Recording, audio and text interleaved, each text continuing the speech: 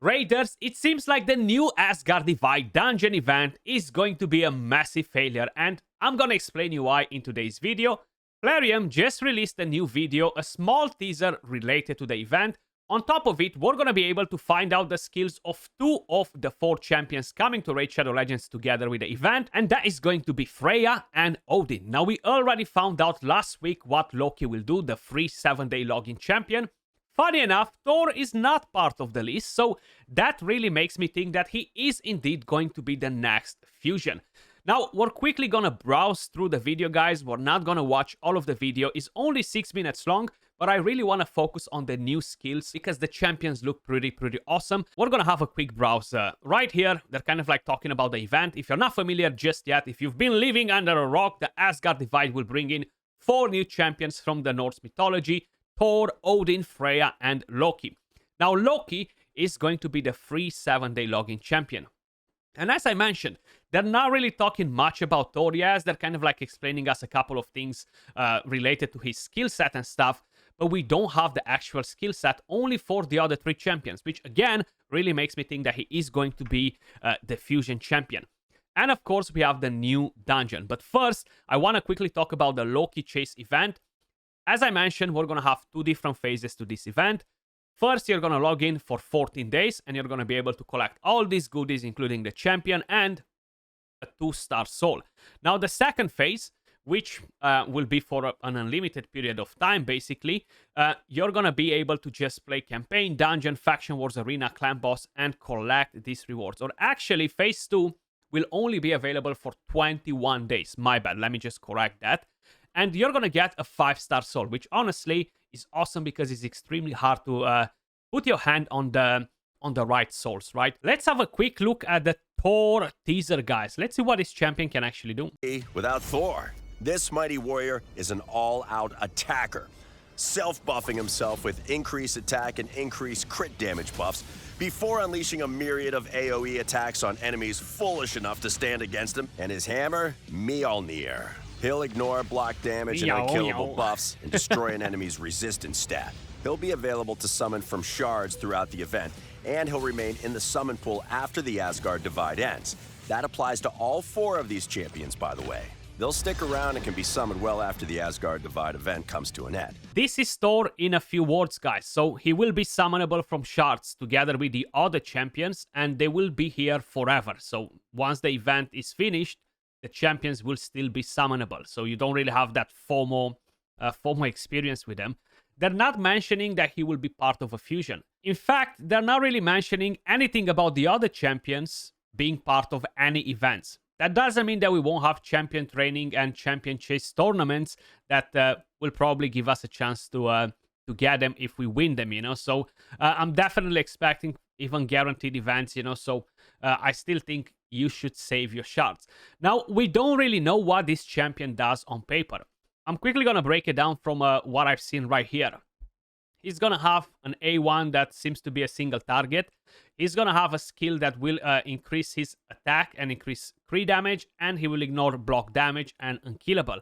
And the other skill seems to be a double hitter, so attacks all enemies twice. Is just by seeing of how that skill worked on the actual spider, you know. 1 and 2. So we got 2 different hits right there. Now, I'm not sure if he's just built on a Savage set and that's why he ignores defense, or he has a passive or something that will make this champion ignore defense. Now, for Freya and for Odin, guys, we actually have the skill set, so we're going to go over them in just a second.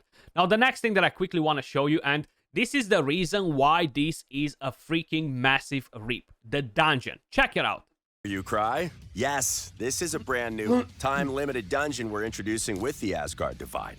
It works like other dungeons. There's 30 stages with increasing difficulty and sweet rewards. Anyone noticed it? Anyone noticed it? So if you look on the freaking left side, that artifact drops. Critical rate, accuracy, curing, days, crit damage, and pinpoint. Some of the worst freaking stats in the entire game, okay? And I'm not saying that they're completely trash and you cannot use them. What I'm saying is that when you're gonna farm for this pinpoint set, guys, you're gonna get tons of curing, days, accuracy, and critical rate gear, which honestly is just expired gear. Like, you're not gonna use them on pretty much any champions unless you're really at a very beginning of the game and you're still trying to kind of like sort out your builds. Yeah, the critical rate set can be helpful, but it's not a good set, okay? It just doesn't give you enough value. The critical damage set is nice, but it's been completely power creeped by other sets. So the only thing that you really want to get from here is the pinpoint. Is no speed setting here. There's no savage, no stun, no regeneration, no curse, no provoke, etc. You know, like, you have so many different sets that could have been a much better pick. I know they're trying to dilute the pool. A lot of people were under the impression that you go in this dungeon and you're just quickly going to basically farm, I don't know, farm only pinpoint sets and bang, 2000 energy, you got a strong set and you're gonna call it a day. I was 100% sure that it won't be the case, and it's actually much worse than I thought because they're adding these awful sets. Now, the acceptable thing is that we have 2, 4, 6 sets, right? Rather than have 7, 8 different sets. The problem in here is that the drop rates are exactly the same like any other dungeon in the game, guys. Now, the good thing is that all of the stages seem to be void, at least for the boss. Now, this boss will actually get champions from the entire game, and he will just bring them to the battle, you know, so they can be of different affinity. Rewards that can be earned on each stage. Initiating battles will only cost energy, so no special keys, no time. And as I mentioned, you want to save your energy because that's how the dungeon will work. Very similar with the other dungeons. It's literally going to be nothing different except the new set, and that this dungeon will be open only for a limited time. Or daily limitations, and you can super raid and multi-battle to your heart's content. So grab your 5 best champions and go kick the butt of whoever's boss. By the way, this new expedition won't be limited to just the Asgard Divide. Oh no. We'll be reopening the event dungeon for future large-scale events and introducing new bosses who are champions associated with that event. They will plan to make future events very similar with this one, where they're opening the dungeon, the new champions will become the boss. I think it's a cool idea. I think it's a really cool idea. I like how all of these champions in the background most probably will just join in the fight. I'm not sure if once you deal with the champions that he summons initially, if other ones will join in the fight. It might be a possibility. So we're gonna start with Odin Faithfather, guys. Void affinity support champion. He does look pretty damn nasty. I do have to say that I prefer Freya though, and you're gonna see in a second why. As I mentioned, I do think that she will be one of the more OP champions. So with the A1 attacks one enemy, has a 50% chance of placing the new debuff for 2 turns.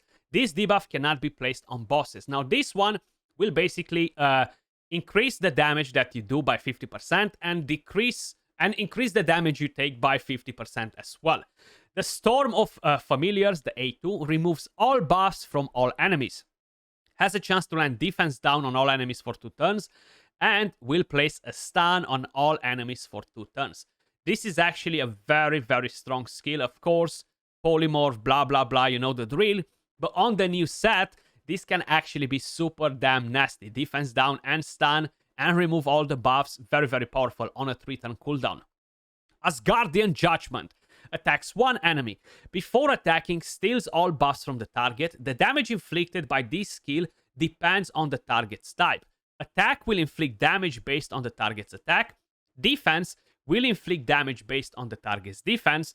HP support or bosses will inflict damage based on the target's max HP. And this attack will ignore 100% of the target's defense. If the target was killed by this skill, revives a random ally with 50% HP and 50% turn meter. So that sounds actually pretty nice. It's definitely not a bad skill. It's gonna be very hard to build this champion with some damage and build him, of course, with tons of speed and accuracy. Now, the passive, every 9 turn, places a block damage buff on this champion for 1 turn and also applies a buff spread effect, taking all buffs from this champion and placing them on all allies. So that actually sounds pretty damn nice. All buffs from the champion. Speed in arena battles by 40%, guys. The highest speed aura in the game. freaking Odin, he's gonna make Krakens be even faster than they were before. So overall, I think he's a pretty nice champion. I don't think I'm going crazy after his skill set, to be honest. He's not a bad champion whatsoever. It's a shame that the new debuff cannot be placed on Hydra heads, for example, to increase the damage that you're dealing. So he's not really an amazing champion for the Hydra clan boss. He just really brings you the defense down in there, and the passive for Arena can be interesting if you can build him on the right set, you know. But overall, not a bad champion, you know. He seems pretty solid. Freya Fate Weaver, guys. Now, she is going to be one of my favorites. Defense-based champion, and with A1 attacks all enemies. Has a 25% chance of placing a provoke debuff for 1 turn. Counter attacks with this skill when a shield buff placed by this champion is removed by damage. Occurs once per turn. So this can be very nice for the Hydra clan boss as well. With A2, places an increased defense buff on all allies for 2 turns. Also places a shield buff on all allies for 2 turns. The value of the shield is proportional to this champion's defense and each target champion's max HP. Now, I'm not really sure exactly how this is going to work. I'm definitely going to have to wait for the champion to be in game and see a bit with Seth how exactly is coded. Is it going to be the shield value, is it going to be individual for each champion based on his own max HP? So the lower the HP, the smaller the shield, or how exactly this shield is going to be calculated, you know? Then you have the A3. On a 3-turn cooldown, removes all debuffs from all allies, places a block debuffs buff on them for 2 turns, and fills the turn meter of all allies by 20%. Not sure how hard she's actually going to hit, to be honest. She doesn't really have a lot of damage in here, a lot of skills that deal damage, so most probably she's not going to be a damage dealer. Then you have the passive. That's where the good stuff comes from.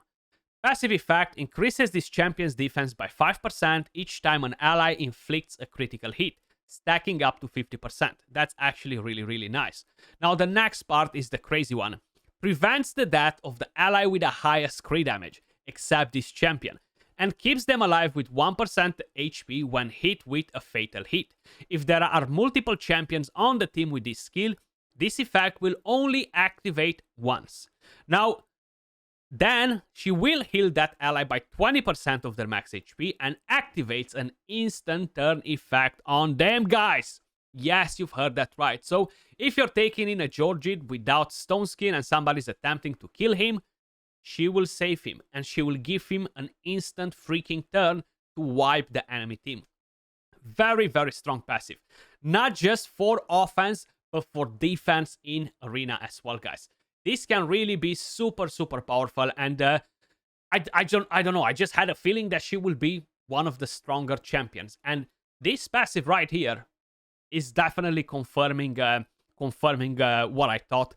Very, very nice, and probably I'm not sure what Thor will actually do, if he will be the fusion or no.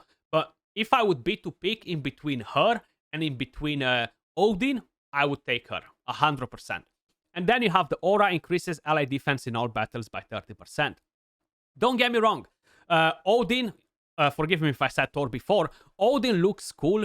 He does have a nice skill set, but it's nothing that's absolutely going to blow my mind. Except that speed aura, which looks crazy, right? You can take him in with, I don't know, with some void champions, and you're going to have quite a bit of an advantage. But let's be honest.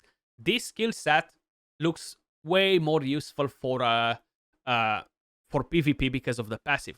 Now, Odin is going to be nice with that A2 as well, that removes all the buffs, defense down, and stun. He is going to be a polymorph magnet if you cannot build him on the new set, on the feral set, or on something else that will basically reduce that chance to get polymorphed. But Freya looks super, super awesome. Let me know your thoughts in the comments down below. What do you think of these two new champions? What do you think of Loki as the 7-day login champion? We already know what he does. And what do you think about the dungeon event and the gear sets that are being part of it? As usual, appreciate all of you guys watching. Much love, and I'll catch you all in the next one. Peace.